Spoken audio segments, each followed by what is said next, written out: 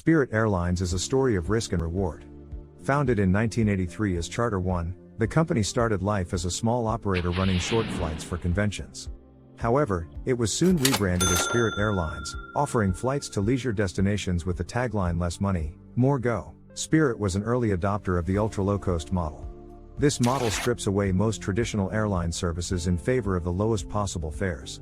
It leverages add-on fees for vacation-type amenities like advanced seat selection, checked baggage, and in-flight refreshments. These choices triggered debate within the industry.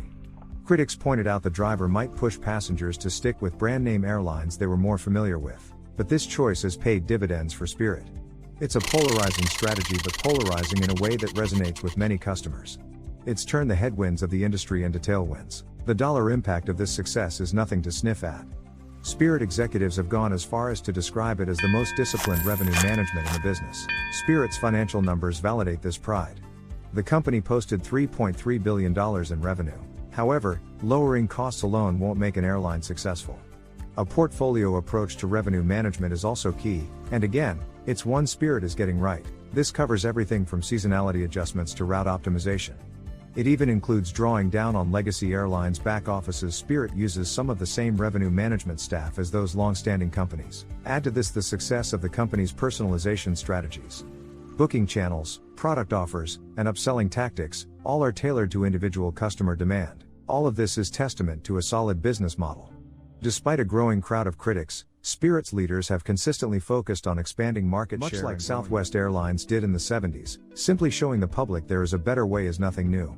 Making it stick and building an industry around it is a different question. Today, Spirit's approach of focusing on high volume through its ultra-low-cost model has made it the primary industry disruptor. In fact, the one quirk of Spirit's model, the frequent absenteeism of their planes from the runways, can be an after-effect of too much success. At times, it realigns planes to help with unexpected passenger loads elsewhere in their flight network.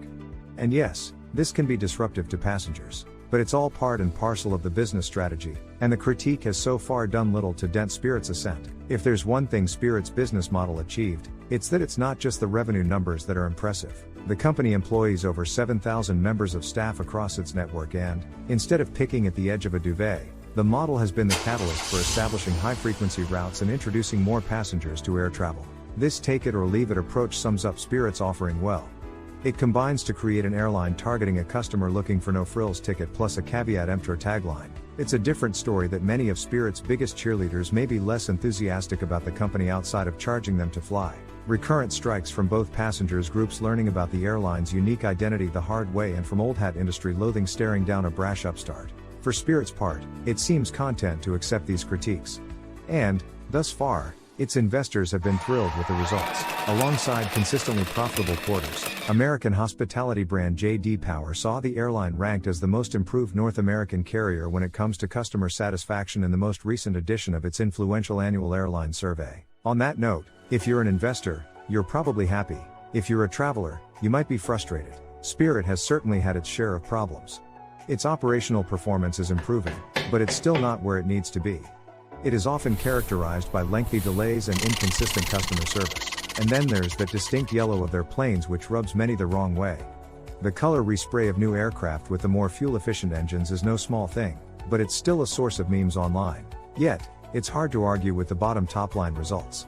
Sure, there's ongoing debate about the true cost of ultra-low-cost, but it's undeniable that, through cost containment measures, upcharging bold, unignorable marketing, and fleet growth, Spirit Airlines is able to physically empower an average American to fly, and do it so cost-effectively that the average American can afford it, and do it at a profit. It's that very strength and refusal to play by conventional industry standards that can alternately drive poor customer sentiment and send the airlines stop flying. That ability to focus solely on what they believe is the best way to capitalize on their market niche seems to have worked for them.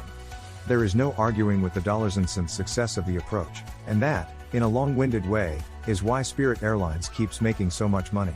It turns out that so much of a company's financial success comes down to a couple of key items: a rock-solid business strategy, the willingness to take a calculated risk, and the ability to deftly execute on that strategy. Spirit Airlines has been willing to risk the ire of traditionalists and customers. And, like every calculated bet, it also opens itself up to criticism. But its focus and persistence should serve as a reminder to all those seeking to innovate in a mature industry. You may have to swallow some bad headlines and angry commentary, but, ultimately, it's results that count. In the parlance of the industry, Spirit isn't trying to be just another carrier, it's going for the whole baked enchilada. And it certainly seems that way. Whether it continues this skyward journey remains to be seen, but for better or worse, it's been quite the ride already.